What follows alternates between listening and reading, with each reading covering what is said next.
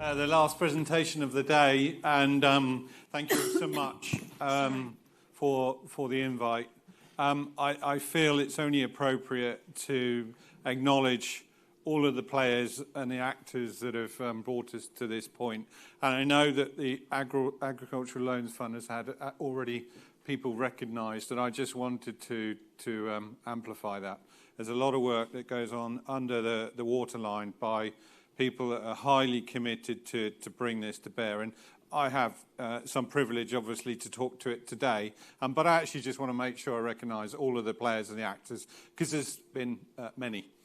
So my ambition today is to take us through what is probably about half a dozen slides and give you some indications of what the agricultural loan scheme looks like and some of the finer details. So let me do that. So I think the first piece that I'd like to talk to, and I think it's really important to really acknowledge the mission. And I'm going to read it because I think it's really important to frame what is this really about and what is the mission that we are now all going on with this fund. So the mission of the Government of Jersey's Agricultural Loan Fund is to empower farmers and agricultural enterprise by providing essential financial support to drive growth, spark innovation, and build resilience. That point, I think, has been mentioned many, many times, but this is an enabler and a facilitator of that. The fund strives to enhance food security, uplift both individual farmers and the wider agricultural community, ensuring a prosperous and substantial future for the organisations. Sustainable. Perhaps that should have been substantial as well, but sustainable. So the vision is build an efficient and productive agricultural sector and continue to do that. Maintain and improve environmental landscape, improve local food resilience, enhance skills and social inclusion, and of course the last point is enable capital investment to achieve the above. And I think if we look generally at productivity over the last 20 years, and some of the topics that were raised already, was one of the challenges sometimes in driving innovation is that ability to access cash and capital. This is a truly marked opportunity to bring that back. And I think we all know, and many of you in the room know, that this story of the agricultural loan scheme started, I think, in 1974. And actually, I've had the privilege of talking to already quite a number of people that have been beneficiaries of that loan scheme already. So, hey, here's the opportunity now ahead of us as the future is to do that again and see what we can do now. And then perhaps in however many years it is from 24 to now, we come back and say, what difference did it make? Because I think that's the opportunity that we see in front of us now. So let me take you into some of the details in a few slides. I'm not going to take you into every full detail, and I'm going to talk to you how you can do that, because I realise this is the end of the session, and I don't want to take us through everything verbatim. But let me try and outline the framing for the agricultural loan scheme. So the T's and C's, 5 points on the slide. The loan fund, as you well know, has been recapitalised to £10 million. The second point is the maximum loan is £1 million. And actually, the maximum borrowing is 90% of the overall estimated project cost. The minimum loan, on point 4, the minimum loan is 25,000, and the last point 5 is the maximum length of the loan is 30 years. So those are the terms of the loan. And you'll be curious to know, I'm sure, as to who can apply. So let me take you through that. There are 3 areas. Businesses and individuals carrying out work of an agricultural nature in Jersey. First part. The second is that business and individuals signed up to the Rural Support Scheme. And then the last one is newcomers to the agricultural sector. So those are the 3 bases and the conditions on who can apply. And of course, now we've done who, and we've done a little bit of the why, we probably want to think about what can it be used for. So let's have a look at what it in fact can be used for.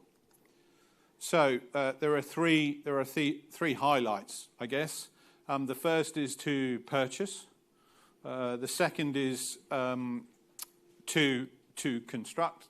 And then the third is to carry out improvements as an organisation. So within that, by way of examples, in purchase, agricultural land, machinery, vehicles and equipment, livestock, flower bulbs, seeds and potatoes, etc. Shares in agricultural company within the purchase criteria. And the second point, to construct a dwelling house or a permanent farm building, including greenhouses.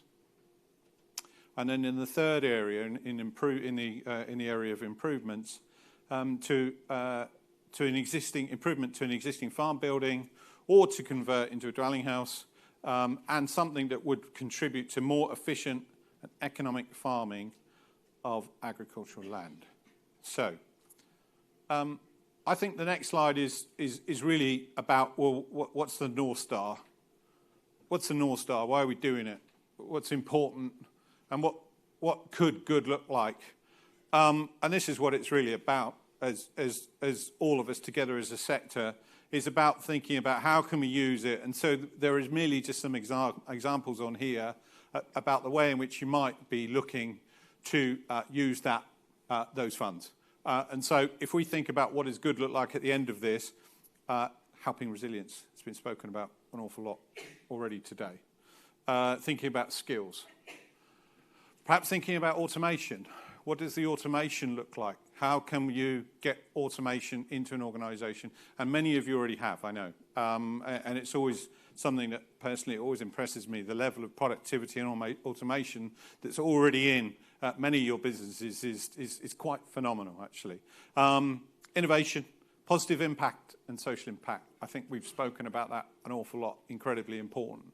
So that's just some of the flavours of what does good look like. And I'm sure you'll have your very own thoughts, plans, and it's our job as Jersey Business, our job in this is to enable you through a process, not only to enable the process, but to also help you as businesses think about what is it you'd like to do and how might you like to think about how you invest. That's why we structured as Jersey Business. That's what we do. We've got 400 years of different business sectorial experience within our organisation, and we're always incredibly pleased to sit down and have that dialogue with you. So not only is it about managing the process, but it's about thinking about some of your goals and what you really want to try to attain with some of that money that's available now. So let me take you to what is next. I'm delighted to say that even with all that work and under the waterline, the applications are now officially open. So it's open. So a huge congratulations to all the players. And now the real work does actually start, doesn't it? Because actually we want to make a real impact with it. So the applications are open. The communications are being sent by the economy team to the Rural Support Scheme members today. So you will have further details already on their way to you. The information is also now available on the Jersey Business website and also the government website as well. Within there, you will see a lot more details. You'll see the outline of the process. You'll see the expression of interest. You'll see application forms, and you'll see a lot of details. So if you'd like to have a look at that, you're more than welcome to do so, if you like that way of sourcing information. Alternatively, if that isn't the way you'd like to do it, precisely a week today at Jersey Business, we'll have a information session. That means we'll sit down, we'll welcome you, and we'll talk to any of you in more detail. So a week today, which is the 14th, which is the last point on this slide, the 14th, we'll have an open session where you can come in and talk to any of our team about your plans, your ambitions, and we can give you some direct feedback around that, and we can give you more information about how that process is planned to work. But as I say, the website is open, the applications are now open, the team will be available for an open day, the team are available prior to that. There's 3 of us here today. Some of you already know many of the team. So Nick Steele is here today. Jenny is here today. I'm here today. And of course, we're incredibly happy to be supporting you as a sector with this going forward. Okay, so that's given you, I think, 3 or 4 slides on just some of the framing. There is obviously a bit longer T's and C's on the website, but I hope that enables you to now think about what it is you'd like to do going forward, and we can really start to have the most meaningful pieces of dialogue about how you'd like to go forward. So we're really excited by it. I think that one of the challenges as any organisation is how do we innovate, and how do we do what we do day in, day out, but actually find some room for innovation and find some room to actually deploy capital, and that has always been, I know, a challenge. So I think this is one of the most significant opportunities to do that, and I'm delighted that it's back, and we as a Jersey business team are really pleased and delighted to be able to help you do it as we go forward. So I wanted to say, of course, a huge thank you once again, I think, to all the players and the people that have had the determination and the vision to get it here. I think is a bit of a baton change. So we're very happy to play our part. And of course, we're going to be working with all of you to support that in the best way possible. So thank you all once again. There you are. You seem to have prepared. Thank you very much, Paul. That was excellent. Question from me. Are these loans interest-free? No. Oh, okay. Okay, that answers that. Do you know the interest? Yes, they start... Well, actually, many of you know part of this was actually in law. So in 1974, the law came in. And so within the law, and it was alluded to earlier, there were some changes. I keep looking for John, and he's very delicately passed himself right out the back there. So now I've got you in the sights, John. As I think was alluded to earlier, John's needed to do quite a lot of work with the minister to do some changes. So the answer to the question, in short, it was set at 6.5%, but we need, it was the view that we need to revisit it, so actually we need to come down. So the possibility starts at 3%. Okay, thank you very much. Right, a few questions here then, Paul. Are improved profits for farmers another part of the vision for the Ag Loan Scheme? If not, why not? They're absolutely, they're absolutely, I think, a key fundamental of, where we'd like to help and encourage farmers and organisations to do exactly that. It's not the be-all and end-all, but it's certainly very central to it because... it's key. If all goes well and the 10 million is spent, what happens next? My bet. This is a bet. I keep looking to Kirsten because I'm thinking I have to be careful. But my bet, and I think Steve also mentioned this. So, well, the first thing is, the nice thing is it's a loan scheme. So, in fact, actually, this will be circular, so there'll be money coming back into it. So it'll be recapitalised by the very fact that money comes back first. I think second, if we can do all that we want to do, and we can prove that, and actually the benefits are clear to all, and that and that is something we've all got to attain to, then I am sure that there will be opportunities to recapitalise that and prove. Back to those people that have had the bold vision that actually it was a worthy cause and that it will be recapitalised. I think that would be highly possible. I appreciate you said there were T's and C's, but someone asking here around the security that the loan scheme would require. The loan scheme as it is written today does require security. It is a loan. And there are finer point of details in that, but as the loan scheme stands in law, there are securities required above 150,000 in terms of the loan. So I think that's as it stands today. Yeah. Timescales are obviously important to people. Yeah. Someone asking, is there an obligation on Treasury to process successful applications within a reasonable timescale?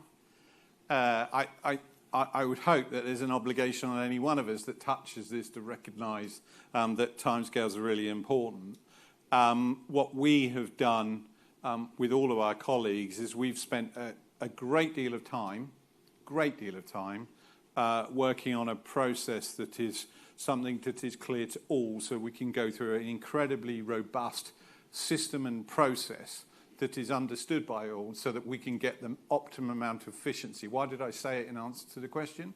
Because I think if all of us as stakeholders understand what the process is and we trust it and it's clear, then actually we will get that. I think often processes fall down when people either haven't fully understood them or aligned to them. So our goal throughout this is always to be about how do we attain that. You know, it's imperfect, but actually I think we've done a great deal of work. So the ambition remains to drive the time frame as quickly as possible, but you have to remember this is in law, this is a loan. It does take time. There is a process to go through. There is a board to go through. The minister needs to approve it, and there are possibilities that Treasury will be involved, but they'll be involved early in the process and late in the process.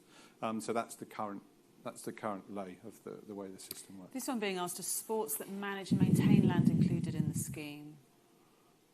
You mean sports organisations? I would probably need to. My sense would be, it's a binary yes or no. My sense might be no, but Jenny might. I might need to defer to Jenny because she gave me a slight cue. Jenny and or John, it is defined in law, and it's very specific that you have to work in agriculture. You have to work in agriculture, is what Jenny's saying. For those of you who can't hear. Thank you. Thank you very much for clarifying that. Finally, with your research with funding on offer for the farming industry, is there an opportunity for JB to detail all that's available in maybe a central platform? Well, there's two. Yeah, there's two parts. Firstly, the central reciprocal platform today is the website. It's live. You'll see it. It's been put live. We've looked at it. If there is anything that that isn't answered there, we'd love to know. But I hope the majority of what you need can be found there from a self-learning and remote learning point of view. We're here as an organisation to support it as well, and we're funded to do so. I think the only thing we have an ambition to do in the future is see if we can find a more digital version of accomplishing this mission. That will be version 1.2 rather than the current version. Watch this space. Yes.